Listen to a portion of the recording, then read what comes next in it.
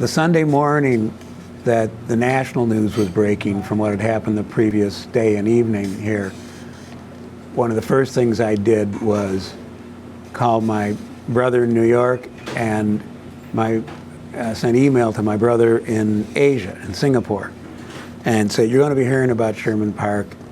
Number one, it's serious. Number two, it's not serious. We're fine.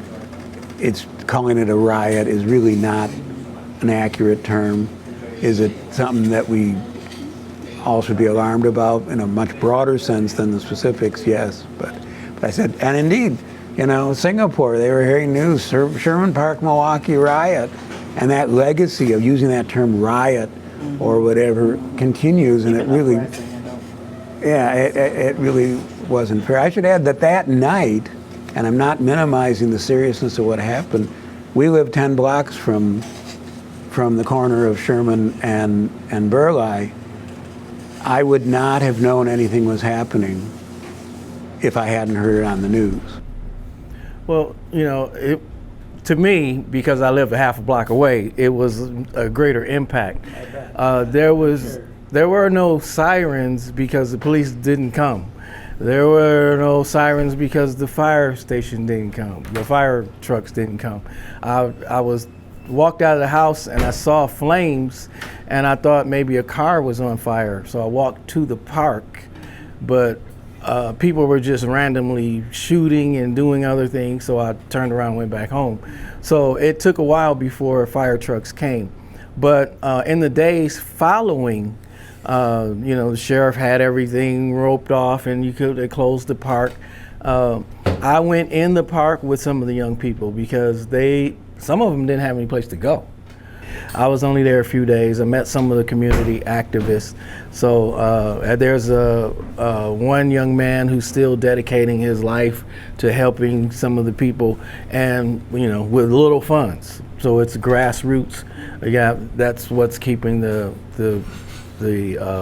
some of the unrest is that there are people who are helping some of the young people, and we need resources, jobs.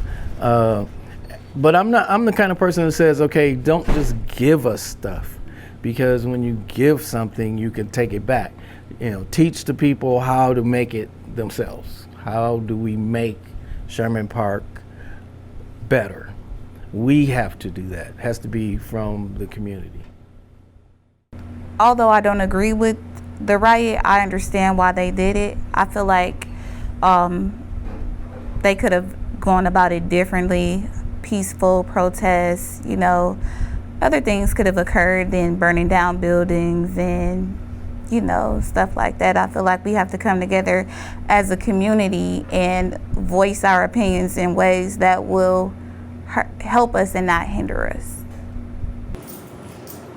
What brought home to me was the aftermath. It was a day or two. If you're driving down Sherman Boulevard, you saw people collectively cleaning up, helping one another. That's the Sherman Park that I know. That thing that happened, I think it was necessary, because I think people were in pain and needed to be heard, and that was the way that message got out.